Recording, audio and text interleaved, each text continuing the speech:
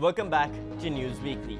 Today's guest has a resume as long as my arm, and I have a pretty long arm.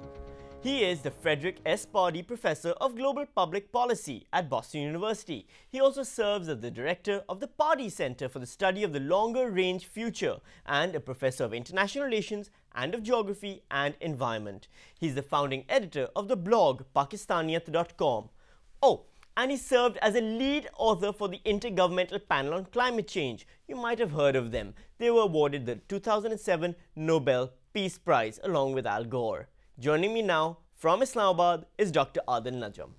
Now, you are here from America. You're visiting Pakistan for a short period, and during the course of this visit, you've given a lecture on democracy in Pakistan.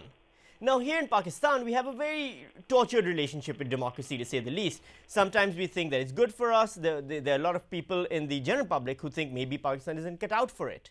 What do you feel? Do you think right now we're on the right track towards a democratic future, or this is just another short gasp of democracy before the long-held breath of another dictatorship?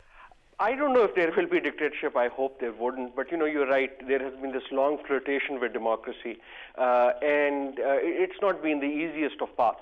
But I think at our heart, at our roots, we are a democratic society trapped inside of an undemocratic state. The problem is not that we don't want democracy. The problem might be that we want democracy too much.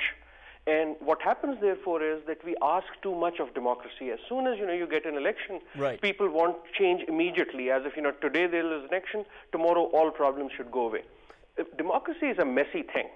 And we should also realize that, and we should be a little, kind to democracy itself. Give it a chance. I mean, now, one of the things, obviously, I want to get into is Pakistaniyat.com. It's a website that you set up during the course of your time in America, and you found it to be quite successful. Am I correct? I've been surprised by its success, and I think its success is really part of the fact that it's no longer my website. It really is a lot of people who run it, who comment on it, and it's grown quite fast.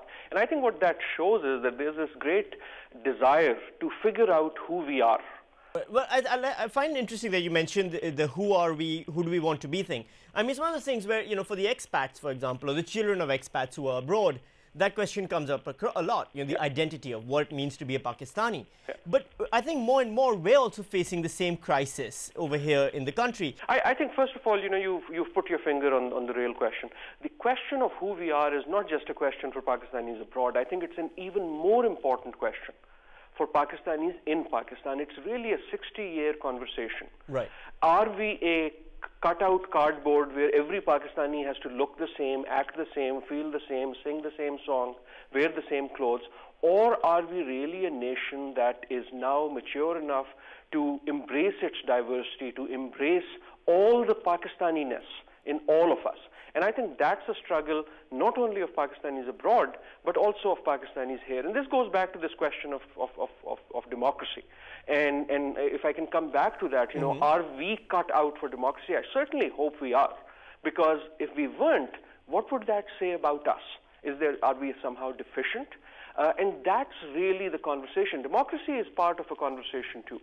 And that's what the website tries to do. Now, finally, you are, in fact, the lead author of the IPCC, which won famously the Nobel Peace Prize in 2007, a shared prize with Al Gore. Did you get to hold the Nobel Peace Prize? That's my question. Well, the Nobel Prize for the IPCC was shared not just by Al Gore, but by a very, very large team. The IPCC is a large group of scientists. So my portion of it is a very, very minute. So does it rotate from the house to house? But no, it doesn't. But it goes to the institution of the panel. It's a scientific panel, a group of scientists from all over the world. But, you bask in the reflected glory, and that's good enough. Well, I'm sure it doesn't hurt in picking up women. I shall try it out and let you know. Fantastic. And but I just want to find out, like the IPCC, it's been doing this great environmental work and everything. What's your focus now towards the developing nations like Pakistan and the role they can play in the coming years in stopping the ozone layer from ripping open and the sun from frying us all, basically? Yeah, well, hopefully the ozone layer will not rip over, the sun will not fly in, but climate change is likely to happen. Here is the big news. The big news is that we've thought of global warming, climate change as a rich country problem. It's not just a rich country problem. It's going to become our problem. In fact, the poorest people in the world, in the poorest countries, are going to be hit first. They are going to be hit hardest, and they are going to be the most vulnerable to global climate change. Therefore, this really is our problem. Well, here's hoping we do that. Dr. Najam, thank you so much for being with us. Thank you. Thank you.